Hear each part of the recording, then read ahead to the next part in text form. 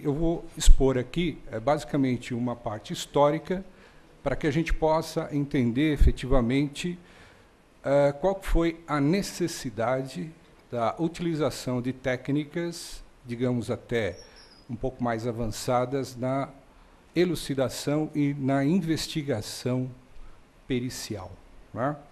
Então, eu chamaria a atenção, eu vou colocar aqui algumas imagens, vou tentar explicar, como o Dr. Norberto colocou, posteriormente eu estaria aí à disposição de vocês para efetivas dúvidas, né, para que eu possa estar respondendo. Inicialmente, eu vou fixar década de 80, né, que é o início, década de 90, e praticamente já estamos aqui na segunda, né, década do século XXI. Então, muita coisa foi do século passado, né, e já estamos aqui no século XXI, basicamente para poder colocar essa questão. Uma outra questão que é muito importante, e eu gostaria de frisar, é que o ser humano ele tem que estar em primeiro lugar, né? Então, esse é o objetivo de qualquer avanço tecnológico. Por quê? Porque todo avanço ele tem que colaborar para que melhore a condição de vida do ser humano. Então, essa é a premissa que nós colocamos dentro dos nossos estudos. Porque falar simplesmente em tecnologia avançada sem ter o compromisso social, sem ter o compromisso com o ser humano, com a pessoa, independentemente das formas, né, como a gente tem os problemas de exclusão em relação a alguns pontos. Bom, então eu vou para a parte tecnológica, falar dessa forma, mas lembrando que tecnologia é filha do conhecimento, né? Então, toda a ciência se baseia nesse modelo, a gente pode estar trabalhando. Deixa eu só me localizar aqui.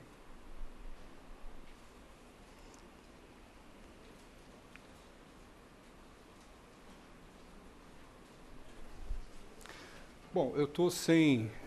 vou tentar falar aqui, em linhas gerais, eu sempre gosto de ficar em pé, mas eu acho que... Bom, como foi sugerido, o título da palestra seria Aplicações Forenses em Microscopia Eletrônica de Varredura. Lembre-se que a gente vai falar um pouco sobre a visualização, né, do material inicialmente para poder estar colocando. Então, bom, o núcleo onde eu estou inserido é o núcleo de física.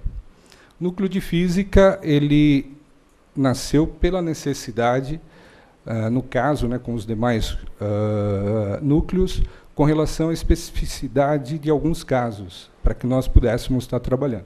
E ele, praticamente, eu colocaria dessa forma, nasceu em 1975. Né?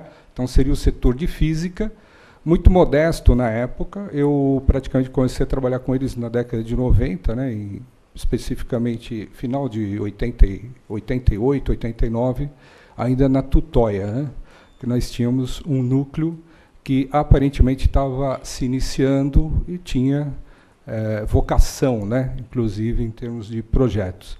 Então, a ideia seria sempre aprimorar. Então, nós chegamos nesse contexto hoje, foi em função daquela necessidade, não só do núcleo de física. Hoje a gente percebe que os demais núcleos, química, DNA hoje, né, que é bioquímica, e outros, fazem parte de todo o contexto, ou seja, nós temos uma interdisciplinaridade das ciências para que a gente possa estar resolvendo problemas da ordem, digamos, de ciência forense. Então, a interdisciplinaridade, no nosso contexto, ele é importantíssimo. Então, a gente tem que lembrar sempre, porque, além da parte, né, vamos falar em termos tecnológicos, a gente tem a parte jurídica, que a parte jurídica é a que nos motiva também para a prática científica.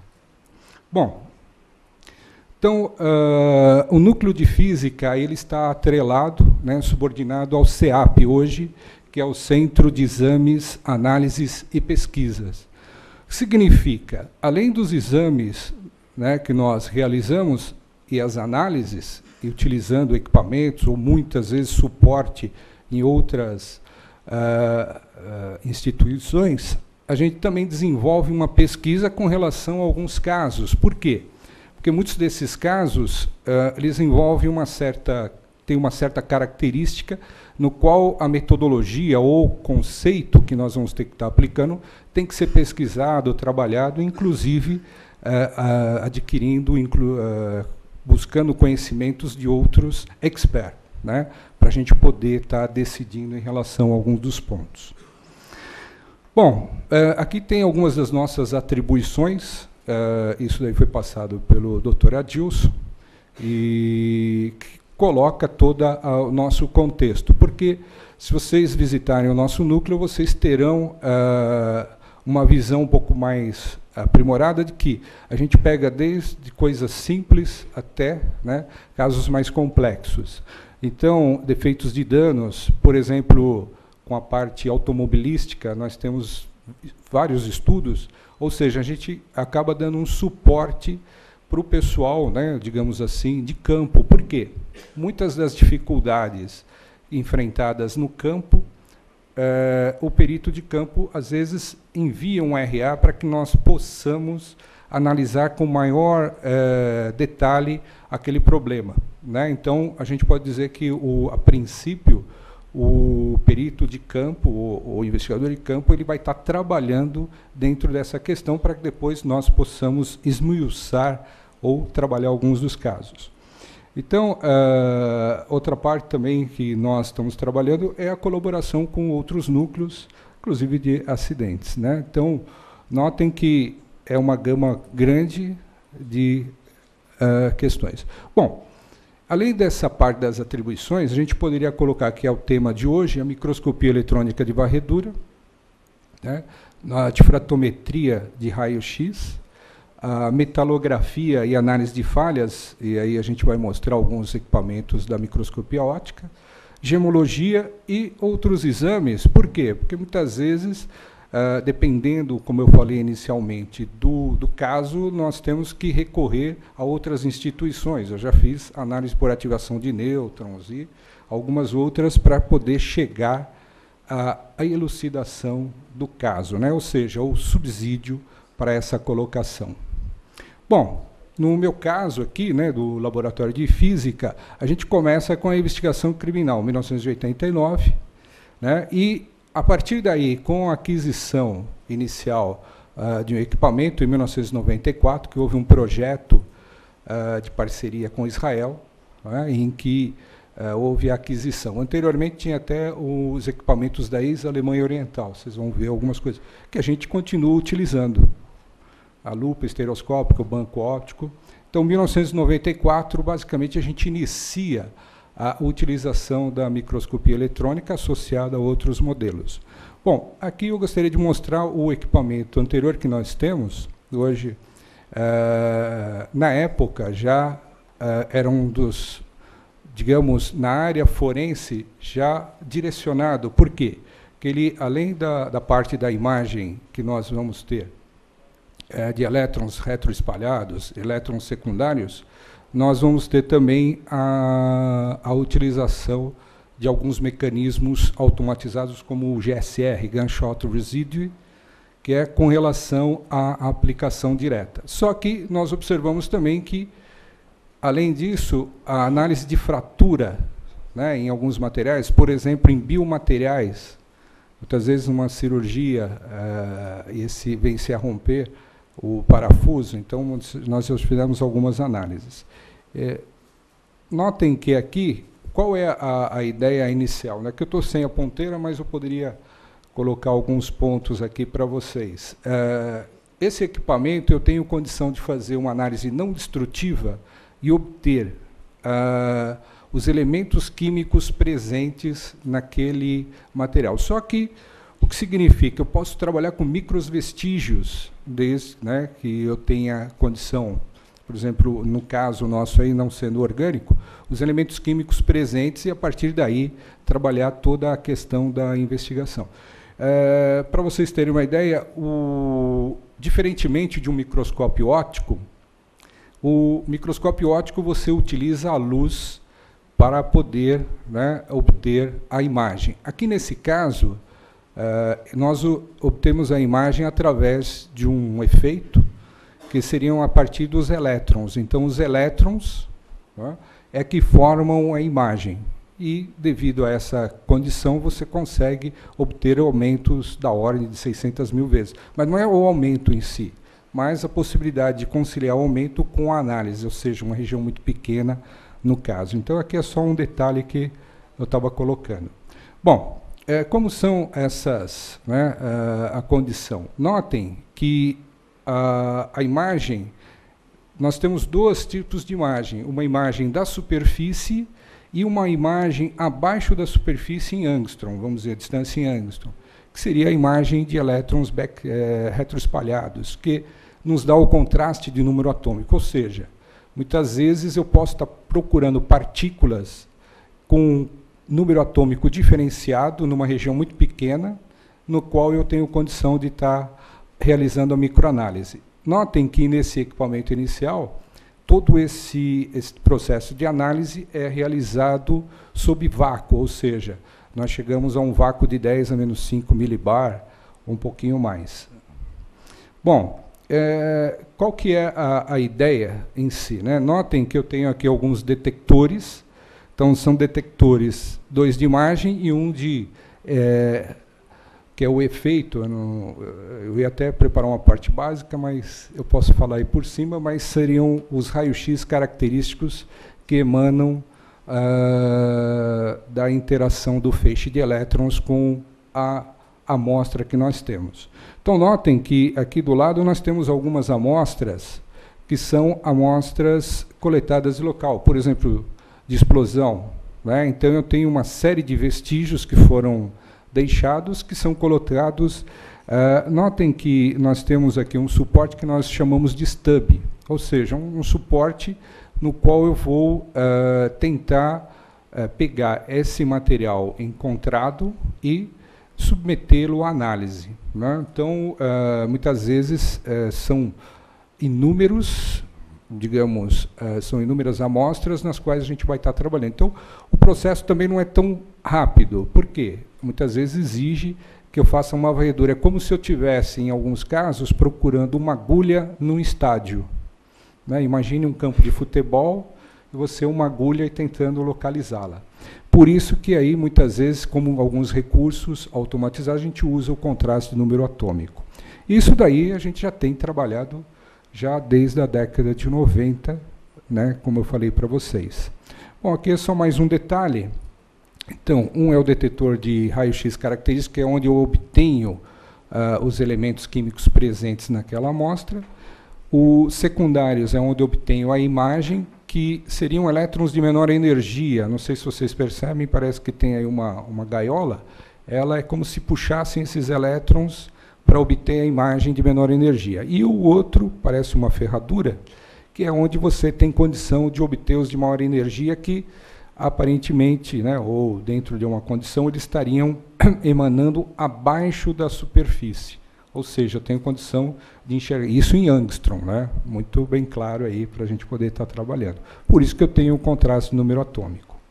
Bom, aqui seriam alguns casos, né? Por exemplo, outro problema também, pessoal, que muitas vezes alguns casos ainda estão no processo, então eu não posso colocar. Então eu vou colocar de uma forma geral, né? Que eu tenho que respeitar o indivíduo e, inclusive, a parte jurídica também. Tá? Então, eu não vou falar de casuística, mas de uma forma geral, para que a gente possa ter. Mas esse aqui foi um caso que já foi julgado, em que havia dúvida se o indivíduo havia tirado de dentro do carro ou saído, né? E nós conseguimos mostrar, retirando do painel do veículo, material que evidenciou que realmente ele havia proferido o tiro de dentro do veículo, e aí deu para elucidar alguns detalhes duvidosos do caso. Bom, aqui mostrando, né, por exemplo, a partícula, o aumento. Geralmente a gente usa hoje uma fita dupla face de carbono, mas já utilizamos também cola de carbono, dependendo muito do sistema, da forma de preparo. Então, o preparo da amostra e, digamos, a preservação da amostra, ela é fundamental para que você possa estar trabalhando. Então, hoje já existe todo um modelo de custódia, né, para que você possa ter essa amostra, a garantia de que aquilo que foi colhido no local é exatamente aquilo que você está recebendo no laboratório. Então, existe todo um modelo de custódia, cadeia de custódia, para que você possa ter todo esse, digamos, essa garantia e que aquilo que você vai estar efetivamente trabalhando é realmente o que foi coletado com toda a cadeia de custódia sendo respeitada. Bom, do lado, vocês notem que aqui eu tenho, por exemplo, para um caso de disparo, para munição convencional, eu vou ter chumbo, bário e antimônio. E algumas outras partículas, mas essas daí seriam as que efetivamente vão me garantir que seria de disparo de arma de fogo. Notem que nós não fazemos o risdográfico, isso é feito no núcleo de química. Não é? Mas, em alguns casos, quando há alguma dúvida, ou eles precisem, nós fazemos aí um trabalho conjunto para que possamos estar resolvendo. Então, são inúmeros casos que a gente trabalha aqui. Aqui também é um caso que chamou a atenção, estou colocando, porque foi um incêndio, né, e, ao jogar água, o fogo aumentou. Então, o que continha? Então, a gente conseguiu ver que o magnésio que causou aquele problema. Não houve um erro, digamos, por parte dos bombeiros, né, que estavam lá, mas sim em função da substância, porque também não tinha condição de saber o que era aquilo. Então, a gente conseguiu aí dar subsídios para poder trabalhar, que foi, no caso, o magnésio, né, que estava gerando aí algumas características. Muitas vezes, existem projéteis também que transfixaram, estão perdidos no local, muitas vezes o perito ele recolhe, e a gente precisa saber se ele passou efetivamente, se poderia ser aquele, né? Muitas vezes no confronto, ou você não tem. Notem que muitas vezes eles deixam algumas impregnações, e essas impregnações a gente trabalha hoje com relação a material orgânico. Então, aquele projétil que eventualmente foi encontrado na rua, que possivelmente transfixou uma pessoa, alguma coisa, a gente tem condição de estar trabalhando com um maior detalhe para verificar, até buscar um futuro confronto, no caso, para elucidação, no caso de uma investigação mais acurada. Bom, que seriam os elementos, por exemplo, notem que essa substância está impregnada e é uma quantidade ínfima, mas a gente consegue, com o aumento, chegar aí a buscar esse material e, posteriormente, trabalhar essa parte do tecido. Muitas vezes, o tecido estando de forma preservada, pode ser até feito um DNA, possivelmente, aí depende muito das condições da investigação e do gerenciamento do modelo. Bom, aqui também um outro caso, que chamei a atenção aqui, também de um indivíduo que supostamente teria tido um problema no sistema carcerário e que teria sido colocado, né, de forma subcutânea, esse aparato. Aí nós conseguimos mostrar que praticamente não se tratava apenas de sistemas para cabos de eletricidade, ou seja, é uma farsa, né? A gente conseguiu trabalhar.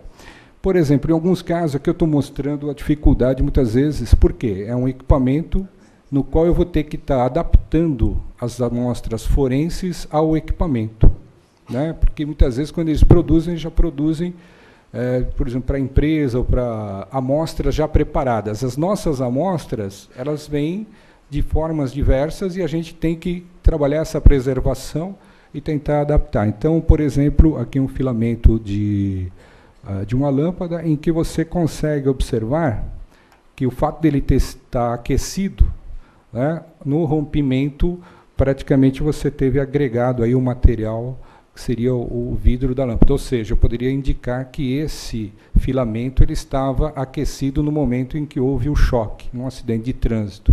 Hoje a gente tem muitos casos, por exemplo, de atropelamento de motos, né? O indivíduo às vezes alega que a moto estava transitando com o farol apagado. Agora a gente também está trabalhando outros casos que seriam agora essas de LED, né? Então sempre tem uma inovação tecnológica e a gente tem que buscar novas inovações tecnológicas para podermos estar trabalhando alguns conceitos. Daqui é um caso, por exemplo, aqui é só para mostrar um comparativo de um filamento que praticamente queimado, né? Você vê que tem uma pérola de fusão, ou seja, né, isso aí foi um desgaste natural, correto? Então, uma lâmpada queimada. A gente poderia mostrar, olha, essa lâmpada estava queimada antes do... Né, poderia trabalhar algumas evidências em relação a alguns pontos. Bom, também a gente tem aí, muitas vezes, tecidos, e essa era uma grande dificuldade que nós tínhamos anteriormente. Por quê? Porque o nosso equipamento ele foi concebido para alto vácuo, e muitas vezes eu tinha que fazer um preparo anterior para você poder trabalhar alguns tecidos, até para verificar a possibilidade, muitas vezes, de algum resíduo ou que possa trabalhar. Então, notem que o trabalho é um pouco exaustivo no sentido de você estar localizando. Como eu falei, você tem grandes aumentos, mas se a área for grande, é como se você estivesse procurando uma agulha num estádio de futebol. Tá? Então, a gente tem trabalhado dessa forma, fazendo um rastreamento. Esse aqui é um equipamento de recobrimento. Né? Bom, além desses casos, por exemplo, a gente tem muitos casos, como agora, recentemente, da grua, né? Mas cabos que se arrebentam e vêm, infelizmente, causar alguma fatalidade, componentes automotivos, e muitas vezes a gente tem que estudar o tipo de fratura, se foi uma fratura por sobrecarga, ou se foi, evidencialmente, né, uma trinca que estava se propagando e, posteriormente, veio a se romper. Por exemplo, no caso, não houve uma manutenção preventiva, não houve né, uma condição na qual poderia ter sido evitado aquele acidente de trabalho ou um outro acidente qualquer. Então, notem que a gente pega desde materiais, diversos materiais, para podermos trabalhar. Isso aqui foi de um cabo de aço, né? Agora aqui, alguns aumentos, notem que eu não peguei aumentos grandes. Agora, com relação à pesquisa, o que ocorre? Muitas vezes, como a gente tem, nós estamos tendo agora, né, o grande drama, que você tem uma munição ambiental em que não tem o marcador. Então, notem que alguns métodos convencionais você vai ter que estar aprimorando para poder trabalhar essa questão. Aqui seriam alguns testes com espoletas que a gente estava fazendo, em que a gente pode trabalhar as duas imagens, né, e trabalhando a microanálise, ou seja, quais os resíduos que eu teria em relação àquelas espoletas, né? Então, bário, chumbo, antimônio, que é típico do disparo. Além de, a gente colocou aí zinco, tem algumas outras que são agregados ao material. Né? Então, notem que, além de eu ter os elementos químicos presentes, eu também tenho condição de fazer uma microanálise semi-quantitativa. Por quê? Porque eu estou trabalhando numa região muito pequena. Então, eu tenho concentração de material. Então, por isso que eu chamo de semi-quantitativa, porque isso daqui não é uma análise quantitativa, como na química, uma absorção atômica, em que você tem um padrão e depois você... Mas dá para você ter uma ideia local daquela concentração. Bom, então a gente chega agora, né, em 2013, nós recebemos um novo equipamento, como o Dr. Valdir, o Dr. Norberto colocou. Isso foi um trabalho de 9 anos, né? A gente deve muito ao Dr. Celso Perioli, ao empenho também de toda a comunidade, mas principalmente dele e dos demais, no sentido de apoiar esse tipo de pesquisa, né? E entender realmente que a gente tem que conseguir avançar. Então, nós fizemos um projeto que praticamente 9 anos atrás, e nós conseguimos receber agora, né, com a verba do Senasp, e estamos colocando em operação. A inauguração dele foi agora em julho de 2013. Como eu já tenho uma certa experiência, então eu estou repassando aos demais colegas do núcleo, né, eu sou investigador, então eu estou passando algumas questões para o pessoal da perícia, para que eles possam ter esse trabalho. Então, a gente trabalha em relação a alguns desses pontos. O que eu poderia dizer aí? Né? Então, eu estou desde 1989, a gente estava trabalhando, nós pegamos equipamentos aí da ex-Alemanha Oriental, colocamos. Esse daqui foi um equipamento adquirido por pregão eletrônico. O que significa isso? O menor preço. Né? Então, houve uma concorrência e, a partir daí, é o que nós recebemos. Notem que ele tem uma série de acessórios que, no anterior, nós não tínhamos como trabalhar in situ. Esse nós já temos como fazer alguns ensaios in situ em termos de manipulação. Ou seja, ele tem um avanço com relação a algumas características do modelo anterior. Além, né, do tamanho, inclusive, eu coloquei alguns detalhes aqui, da mesma forma, só que o anterior, esse daqui é um field emission, né, ou seja, ele tem aí um canhão de elétrons por campo, então ele chega a uma resolução muito maior do que o anterior, mas tudo isso depende da amostra. Então, é como eu falo, a custódia, né, a ideia da custódia, ela tem que ser o primeiro, digamos, modelo para que a gente possa ter garantia de que aquilo que foi efetivamente obtido no local é o que está chegando no laboratório. Então, a cadeia de custódia ela tem que ser respeitada e muito bem, digamos, controlada para que nós possamos trabalhar. Eu trabalhei muitos anos nessa parte, né, na parte de balística e alguns conceitos, então a gente sabe efetivamente dessa necessidade. Bom, então eu vou dar continuidade. O que né, eu coloquei aí em julho de 2013, é um FEG, né, Field Emission Gun, né, um canhão eletrônico com FIB, ou seja, eu tenho lá ionização também, eu posso fazer um corte. Por que isso? Porque em 1995 também a gente foi para uma palestra com relação ao projeto Pólvora, e o pessoal, né, principalmente da Alemanha, eles utilizavam também um modelo no qual, além de você trabalhar os elementos químicos, você também trabalha a morfologia. Então, teria que fazer um corte, e em função disso é que teve que ser colocado para que a gente pudesse estar dentro dos padrões internacionais exigidos, né, na criminalística mundial.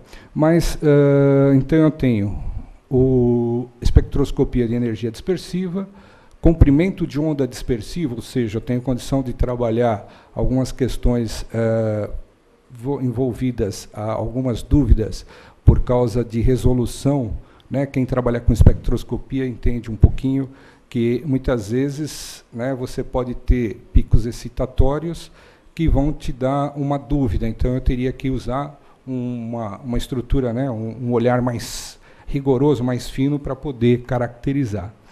E agora a gente tem aí um trabalho que é um estágio, que é o Charge Compensation, ou seja, em algumas amostras biológicas eu posso trabalhar com baixa tensão e fazendo uma redução local de carga. Isso aí nós estamos testando, inclusive, e a semana que vem vai vir um outro especialista da Alemanha para terminar algumas instalações, né? Porque como é um equipamento com uma série de características, a gente não tem ainda no Brasil o pessoal que monte ou que trabalha. Então, a gente tem aí um tempo para colocar a coisa. Mas já inúmeros casos já foram feitos. Inclusive, os ensaios in situ, né, que é o GSR, o Gunshot Residue, que a gente está trabalhando, e a comparação balística. Notem que todos esses dois seriam como subsídio para dúvidas eventuais em cada uma dos outros núcleos. Por quê? Quando há uma dúvida, a gente poderia estar trabalhando isso aí, corroborando para elucidação e a melhoria, inclusive, do laudo que vai ser colocado, né? Então, o intuito aqui é basicamente dar um suporte aos demais casos nos quais a gente está trabalhando. Bom, aqui é só para vocês terem uma ideia, diferentemente do outro equipamento, esse daqui eu tenho como monitorar, digamos, a câmara. E aí, como vocês notem, não há muita diferença em alguns pontos, mas aqui eu tenho uma certa câmara na qual eu vou estar colocando esse material. Por exemplo, que nós já trabalhamos aí, a parte, né, a doutora Sumara, ela trabalhou muitos anos com a parte de comparação balística, então ela está conosco justamente para a gente poder desenvolver toda essa parte, né, de conceitos. Então, notem que nós temos indivíduos de várias especialidades trabalhando. Então, a gente trabalha no núcleo, que é um pouco assim de conjunto, né? Existem muitas discussões antes dos casos, para que a gente possa estar trabalhando. Então, ela está desenvolvendo, a gente está trabalhando esses casos aqui, já com um novo equipamento para trabalhar a parte de picote. Por quê? Muitas vezes são cápsulas deixadas no local no qual a gente pode estar, eventualmente, fazendo depois uma comparação. Porque muitas vezes o projétil, devido a alguns problemas, né, ele fica extremamente deformado e às vezes não dá para você tirar ou extrair uma, digamos assim, uma forma já fechada. Então a gente teria aí como complementar. Se eu estiver errado, a senhora pode me corrigir aí.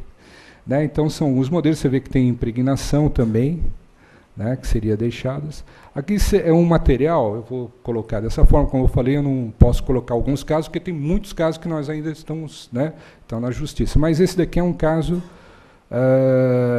de uma pistola finca-pinos, né, essas que o pessoal coloca. Ela, praticamente, a carga foi maior, explodiu e veio ferir a pessoa. A gente está trabalhando em cima da fratura, para saber o que foi que causou. Então, notem que aqui eu tenho a fratura, né? No caso, 138 vezes, dá para ver na lupa, dá, mas depois a gente tem como aumentar, né? Fios, cabelos, fazer medidas, por exemplo, com alguns tecidos. Então, a gente pode estar trabalhando e verificando o tamanho médio, né? Preservando algumas estruturas. Então, notem que é um trabalho até diversificado, né? Que não é só de minha parte de materiais, a parte biológica. Inclusive, agora eu estou pedindo, né, uma autorização que eu vou trabalhar, fazer uns estudos na área biológica para poder aprofundar essa interdisciplinaridade. Então, é uma coisa que praticamente é uma necessidade para que a gente possa estar efetivamente trabalhando, né? Então, esse aqui foi um outro caso, né, o coronel está aqui, de armas da PM e mesmo da Polícia Civil que estavam se rompendo o cano. Né, saiu, inclusive nós fizemos um trabalho muito grande, inclusive, para a gente poder estar efetivamente fechando. Por quê? Porque é algo contra né, corporação em que a gente tinha que dar uma solução. Então, nós ficamos lá praticamente um trabalho árduo, obrigado, e no qual a gente trabalhou, né, vocês podem observar aqui alguma região de fratura. Notem que nós temos um especialista, que é o Dr. Penazzi, né, ele também ele é metalurgista. Então, eu trabalho, é um trabalho conjunto. Né, então, a gente forma, inclusive a gente faz algumas mesas redondas para poder estar discutindo isso daí. Então, é interessante que vocês notem uma certa fratura, uma continuidade, né? Então, a gente vê aqui a parte dos grãos. Pena que eu estou sem a coisa, mas dá para vocês notarem aí uma região no qual tem uma falha, né? Agora, em 1000 e poucas vezes, né?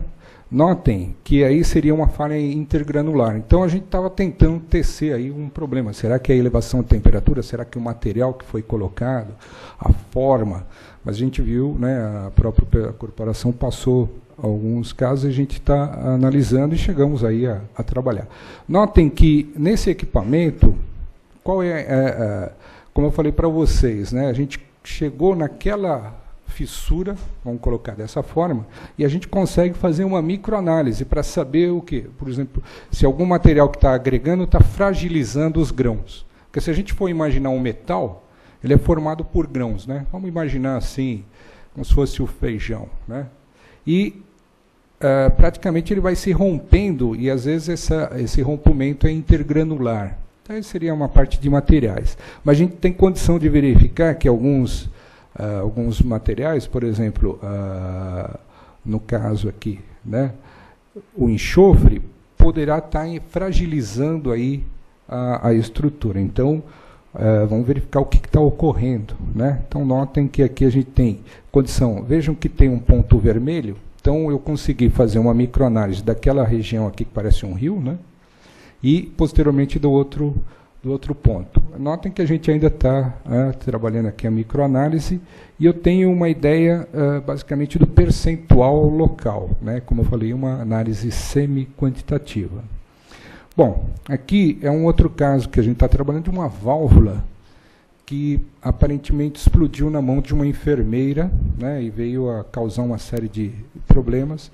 e a gente está trabalhando aqui para saber exatamente o que poderia ter causado será que tem alguma outra substância. Então, estamos aqui só para passar rapidamente aí para vocês, que eu acho que meu tempo já, para que vocês possam visualizar, né? Então, notem que continua existindo isso aí, só que agora a gente tem com esse equipamento a gente consegue trabalhar também de uma forma um pouco mais otimizada, né? E notem que o equipamento antigo, inclusive, está funcionando, né? Então a gente tem trabalhado, a gente tem enfrentado problemas aí com a rede elétrica de São Paulo, né? Que não é só lá do Instituto, mas da própria USP, o Instituto Butantan, e eu não sei o que está acontecendo, mas não está havendo investimentos. Isso eu estou falando em termos da conversa que a gente tem feito lá com o pessoal da universidade, que estão também tendo problemas com os outros equipamentos. Então a gente vai ter que rever aí algumas coisas da distribuição de energia, principalmente para aquela região, né? Bom, como eu falei para vocês, antes eu tenho que começar, para chegar naquilo eu tenho que começar, né, a olho nu, depois usando alguns outros equipamentos. Eu coloquei, esse daqui é um banco óptico da década de 80, isso aqui foi adquirido ainda na época da ex-Alemanha Oriental, né, foi trocado por café, e a gente tem aí, ele está funcionando, e inclusive a gente faz uma primeira amostra aqui, que seria a metalografia, né? Então, muitos desses materiais das armas, nós tivemos que fazer vários ensaios metalográficos para poder estar trabalhando. Então, notem que é um trabalho conjunto que, basicamente, a gente realiza aí dentro do contexto, né? Bom, aqui eu vou deixar os contatos, tenho os contatos com o Dr. Valdir, que é o diretor atual do CEAP, o Dr. Adilson, que é o diretor do Núcleo de Física. Felizmente ele teve um compromisso aí e gostaria de estar aqui também, mas eu mando também um abraço, deixei aqui. E o meu contato também, caso vocês tenham alguma dúvida, né? Lembrando sempre que a gente sempre precisa de uma autorização da instituição para que a gente possa estar trabalhando em alguns contextos.